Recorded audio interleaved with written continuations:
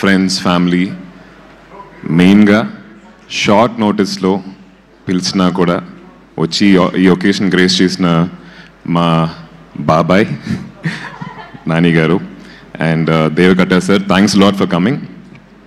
Your presence is very very important sir, because ఇలాంటి కొత్త films, interesting films చేసేటప్పుడు ఆడియన్స్కి రీచ్ అవ్వాలంటే star should come here. Thanks for coming బాబాయ్.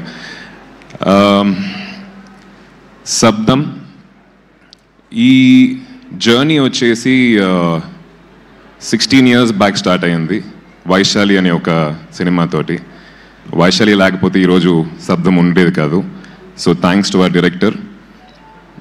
ఆ సినిమా ఈరోజు చూసినా కూడా చాలా రిలవెంట్గా ఉంటుంది, మనం కనెక్ట్ చేసుకోగలుగుతాం.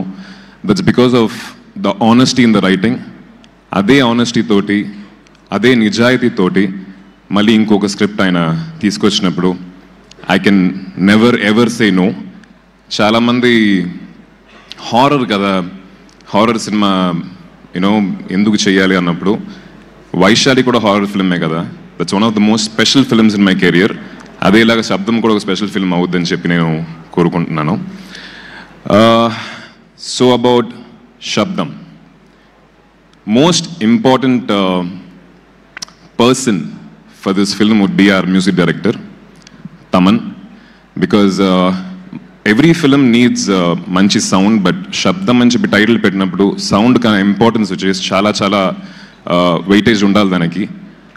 Visual ga aina chala ba present chestaru. Aa visual ki tagina oka music ante full ga load cheyakunda andanga ekkada undalo, ekkada silence undalo ani teluskoni chala neat ga icharu.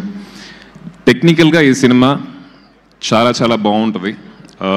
ఆ DOP Arun and editor Sabu, మా art director Manoj and sound designer and Sachin గారు and Uday Kiran గారు, వాళ్ళందరూ I think నార్మల్గా ఒక ఫిల్మ్కి కష్టపడటం కన్నా కూడా ఈ సినిమాకి ఇంకా 10 రెట్లు కష్టపడ్డారు.